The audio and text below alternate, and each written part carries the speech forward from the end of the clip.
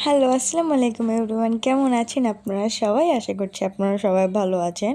তো আজকে একটা ব্লগ নিয়ে চলে আসলাম আপনাদের সাথে। এটা হচ্ছে আমাদের ফ্রাইডের ব্লগ। খুবই ব্যস্ততার একটা দিন ছিল ওই দিন। তো ঘুম থেকে উঠে আমি সর্বপ্রথম রুমটাকে গুছাই নিলাম। আর আমাদের রুমটা গুছানোর সাথে সাথে আম্মুদের রুমটাও রেডি করে দিছি।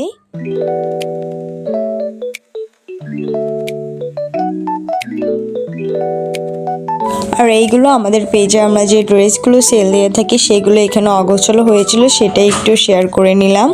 আমাদের কিন্তু অধিকাংশ জিনিস স্টক আউট হয়ে গেছে।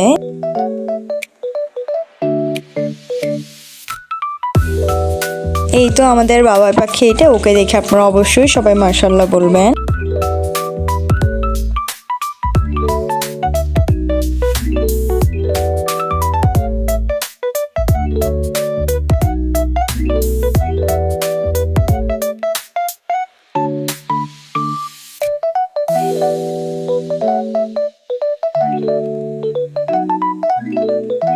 কালকে রাত্রে আব্বু এখানে কমলা আনছিল, যার কারণে আমি এখানে কমলাগুলো সুন্দর করে সাজিয়ে রেখে দিলাম, যেহেতু আমি ঘরটাকে গুছাচ্ছিলাম। আর এদিকে গিয়ে দেখি আম্মু এখানে নাস্তা রেডি করতেছিল।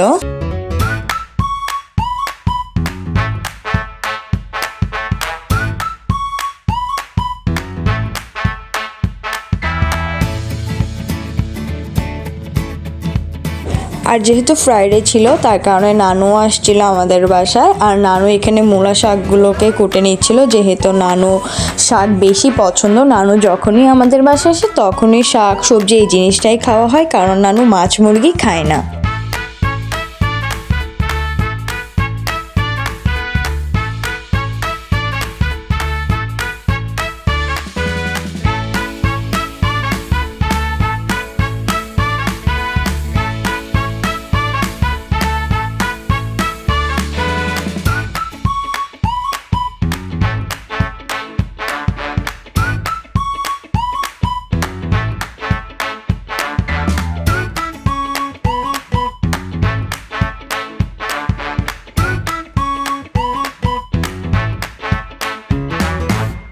তো নাস্তাটা রেডি করার পরে আম্মু এখানে মাছ রান্না করবে, যার কারণে আম্মু এখানে মাছটা আজকে ভাজবে না, জাস্ট এটা কষায় রান্না করবে, যেহেতু দিনের বেলার জন্যই, তাই এত ঝামেলা করতেছিল না। আর অলমোস্ট এখানে 12টা সাড়ে 12টা বেজে গেছিলো।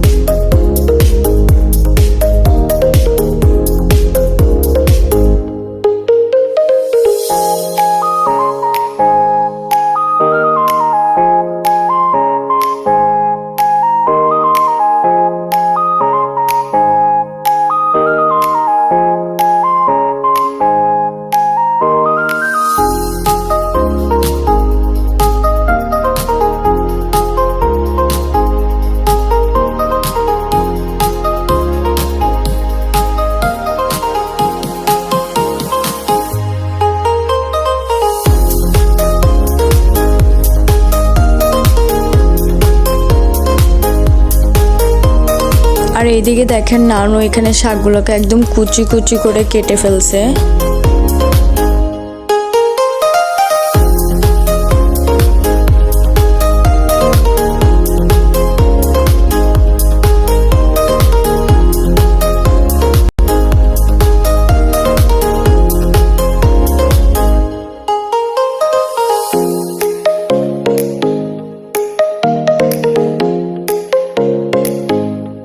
আর আমার নানুকে দেখে অবশ্যই সবাই মাশাআল্লাহ বলবেন। আমার নানু কিন্তু এখনো অনেক স্ট্রং আর অনেক সুন্দর করে কাজ কাম করে। আর এই তো এখানে আম্মু মাছগুলোকে কষানোর জন্য বসাই দিয়েছে, যেহেতু মাছটা কষাই রান্না করবে তার কারণে এটা একটু আগেই দিল। আর এখানে নানু এখানে সবকিছু কুটা বাছা করে দিচ্ছিল। আর এইদিকে আমি বসে বসে আমার রিলস দেখতেছিলাম, যেহেতু আমার এখন কোনোই কাজ নাই। আর এই তো আম্মু এখানে মাছে হালকা ঝোল দিয়ে দিছিল।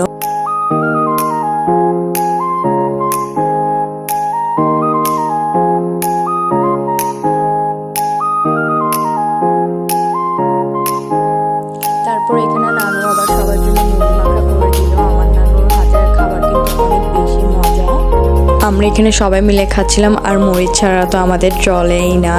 তার কারণে আমরা সবাই মরিচ নিয়ে বসে বসে এগুলো খাচ্ছি আর এনজয় করতেছিলাম। আর এর পাশাপাশি নানু এগুলোকে একটু ভাপ দিয়ে দিল। শাকটা নানুই রান্না করছে, তার পাশাপাশি আম্মুর মাছ তরকারিটাও রান্না করা হয়ে গেছে।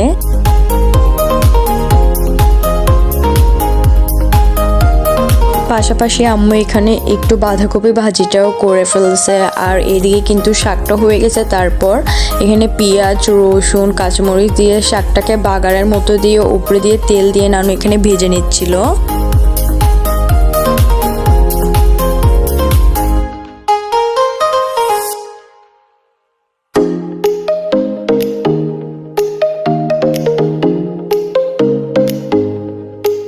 তারপর এই তো এখানে একটা আন্টি এসে আমাদেরকে খিচুড়ি, তারপর মুরগি রান্না করে সালাদ দিয়ে গেছে। যেহেতু আমাদের এখানে সবাই এইরকম করে, আম্মু কিছু রান্না করলে সবাইকে দেয়, এরকম সবাই আমাদেরকে দিয়ে থাকে। আর এই তো, আর যেহেতু উনি আমাদের পাড়া প্রতিবেশী ওই হিসাবে দিচ্ছে আর কি, ওনাদের সাথে আমাদের একটা ভালো বন্ডিং আছে। আর এই তো এখানে শাকটা রান্না করা হয়ে গেছে, আর আব্বু মসজিদ থেকে চলে আসছে। তারপরে আমরা সব এক এক করে রেখে আমরা সবাই একসাথে খেতে বসে গেলাম।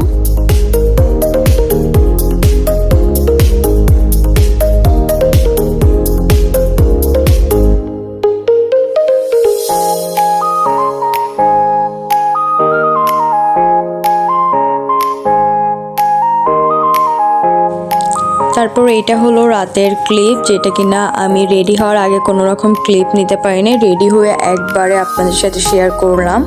কারণ আমরা সবাই আমার বোনের বাসায় আমরা সবাই ইনভাইটেড ছিলাম, যার কারণে আমরা সবাই চলে গেছি ওইখানে। আর আমার চাচিরা আমরা সবাই মিলে একসাথে গেছি, আর এখানে সবাই বসে বসে কথা বলতেছিল।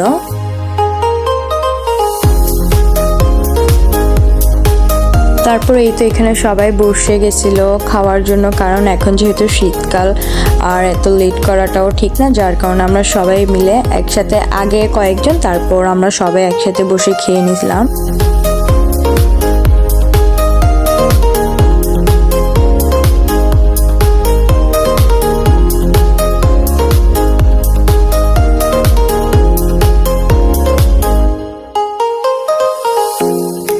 তারপর আর কোনো ক্লিপ নেওয়া হয় নাই, আমরা সবাই বের হয়ে যাচ্ছি, কথাবার্তা সবাই বলে ফেলছে। তারপর আর এই তো এটা হচ্ছে যে আমাদের একটা আন্টি, ওনারও একটা ক্লিপ নিয়ে নিলাম আর কি। সবাই ওনাকে দেখে অবশ্যই মাশাআল্লাহ বলবেন।